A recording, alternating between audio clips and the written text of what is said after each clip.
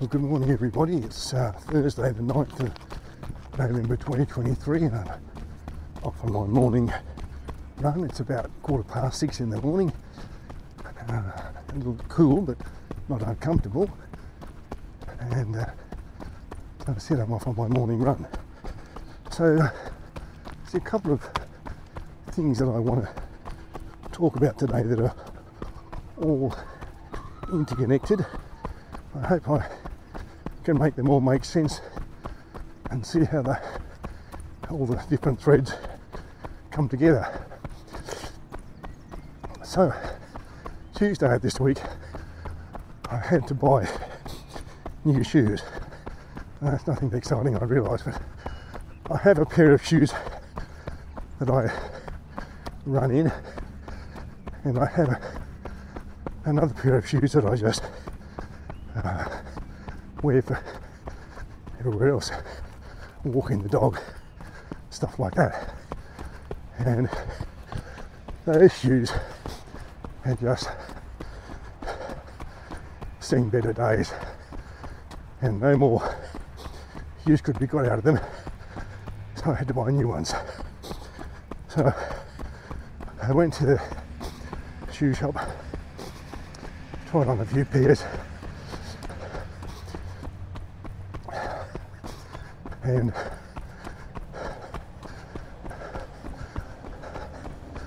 looked at the design a bit, in particular paying attention to the arch. And I did that because I'd recently made a video reviewing a book called Born to Run, where the fellow who wrote it, Christopher McDougall, in wanting to promote barefoot running, had talked about running shoes and the over-engineering of them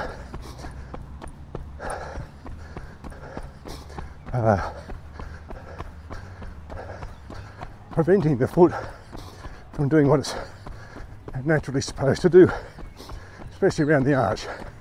So anyway, I bought these shoes. I'm not committed to a particular brand or style, anything like that. Shoes should be functional, comfortable and affordable. So I go up to the counter to pay, and the lady says that'll be $139, which was a bit more than I was expecting to pay. But she says they're $89 if you join the club. So naturally I joined the club. The shoes I bought are Adidas, or Adidas, however you say it.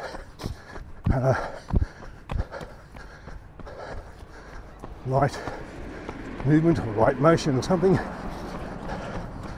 and they prove quite comfortable for walking.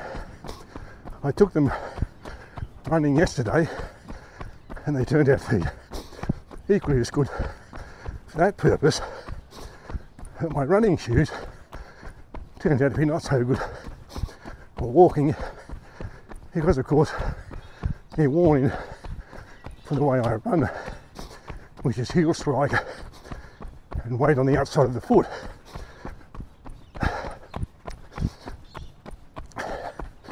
And that doesn't matter so much when you run, because your foot's not in contact with the surface for very long. But it matters when you walk, because your cadence, steps per minute, is much lower. Your foot's in contact with the running surface for much longer, and it doesn't feel comfortable. So I'm back running in my running shoes, and I'll wear the other ones for walking around. So that's thread number one. Thread number two is that it's running season at the moment. In Australia, we had the Sydney Marathon, a Gold Coast Marathon has been run, I think, or soon will be. There's the Burnie 10, it's a big run, a big event, 10k event, big in terms of participants in Burnie in Tasmania. There's City to Surf's been run, the Bridge to Brisbane 10k event, big event. So lots of running events going on. In the Northern Hemisphere, the Boston, Chicago and New York marathons have all been run recently, and as you'd expect, lots of articles written about those events. Now, at Chicago Marathon, a Kenyan fellow, I think it's Kevin or Kelvin Kipton, I think, set a new world record of 2 hours and 1 minute and something. And all the speculation is that the under 2 hour marathon, gone the wrong way here, is soon upon us. And that's like the 4 minute mile. People said it could never be done. But anyway, so one article in particular that I read that had a photograph of this fellow, and the headline was, "What was he wearing?" And the article went on to detail his outfit, almost like some female celebrity, and the designer she might have been wearing to some award show. A lot of focus on the shoes he was wearing, which was some new fangled shoe by Nike, which cost $1,000 American per pair and were good for one use. And they talked about the arm sleeves he was wearing and the watch, and so it seemed to be, at least by implication, if not directly stated, that the shoes he was wearing were the reason that he won the event and set the new time. I'm not going to say that's not the case, because I don't know enough about him or his shoes or anything else to say that isn't the case. But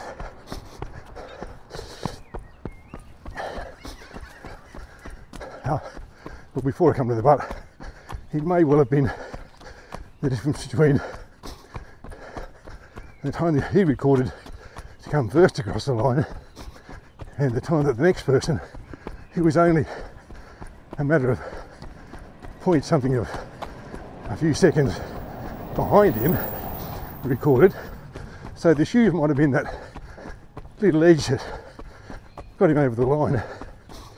But I think that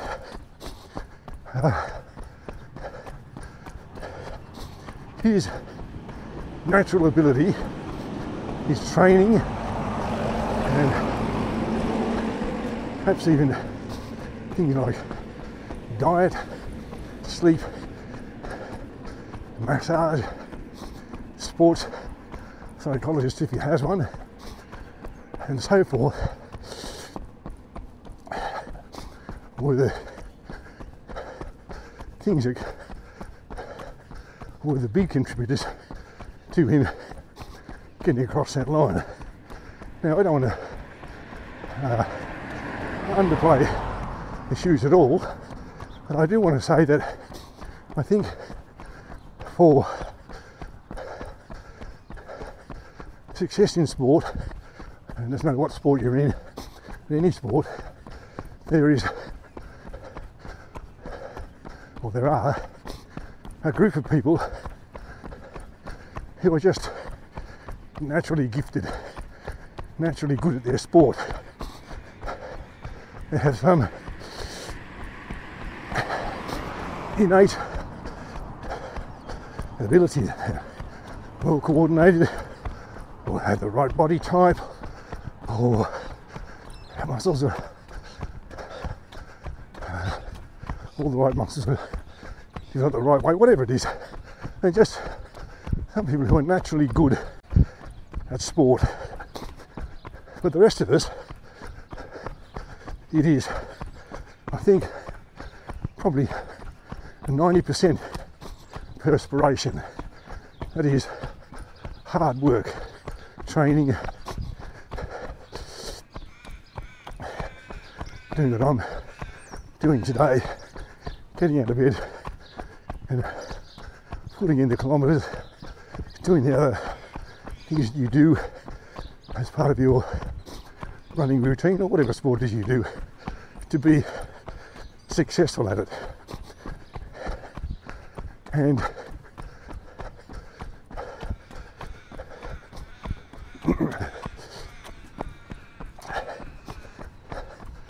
the natural ability will get you and the rest of us somewhere along the line, but the thing that gets you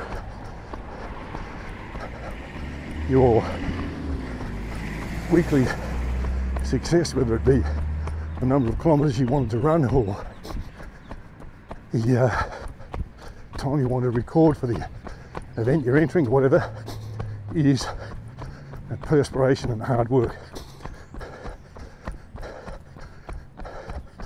Now, to come back to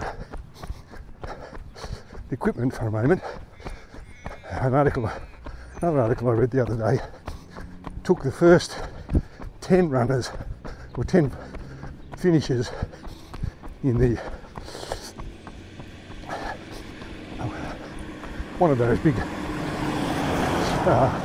marathons, first 10 male and female finishers, and proceeded to devote a paragraph to the shoes they were wearing. And there were the usual manufacturers, and every shoe had a model number. Like you go to buy a new car, it's the Toyota Camry Hybrid GB 2.4 LT X or whatever. All those letters that get stuck on your car that you don't know what they mean. They're just some way to identify your car over the model that came out 12 months before or something. So anyway, all of these shoes are the usual manufacturers with the usual array of letters and things after them, and all of them priced somewhere around $250 to $400 American. And again, the article seemed to be implying that these runners' success, or otherwise, was down to the shoe they wore. Now, bear in mind that I don't know anything about biomechanics, podiatry, any of that sort of stuff, but the video that I made about this Born to Run book. This fellow Christopher McDougall, as I said, wanted to promote the idea of barefoot running, and he says that the modern running shoe as we know it didn't exist until Nike invented it for the 1972 Olympics. And when they invented the shoe, they invented, or they created, all of the running injuries that people have these days because of the way the shoe is engineered around the arch. Now, I don't want to go over all that ground again. What I want to say is maybe those shoes those people wore did make them run faster. Certainly the watch that they were wearing and the things they wore on their arms and the shorts and their singlet didn't. Maybe the shoes did. But remember, these are what we now call the elite runners, and they do this marathon running almost for a living.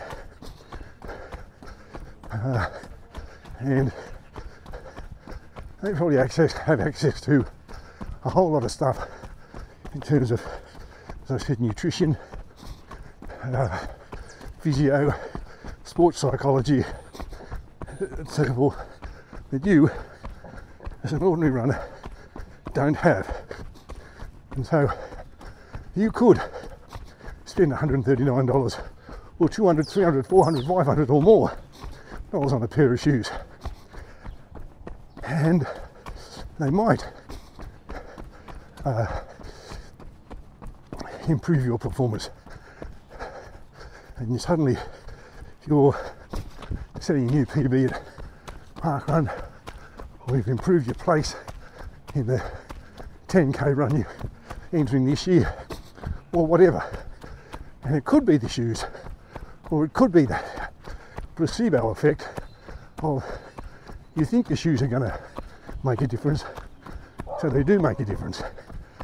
Now, it's not me saying to you don't go out and buy good shoes or whatever. You make your own choices. But I sometimes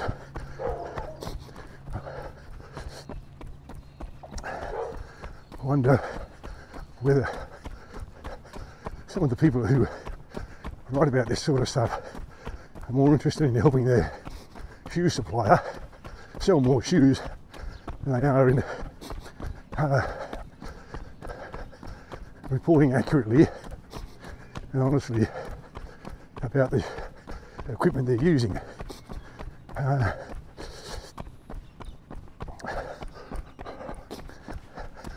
So I'll leave you with a final observation from Billy Joel, who tells you that you get more mileage from a cheap pair of sneakers.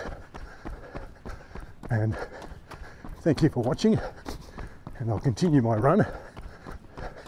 Hopefully you'll watch all the way through this one, and if you have a comment of any sort, please feel free to leave it, and I will respond when I become aware of it.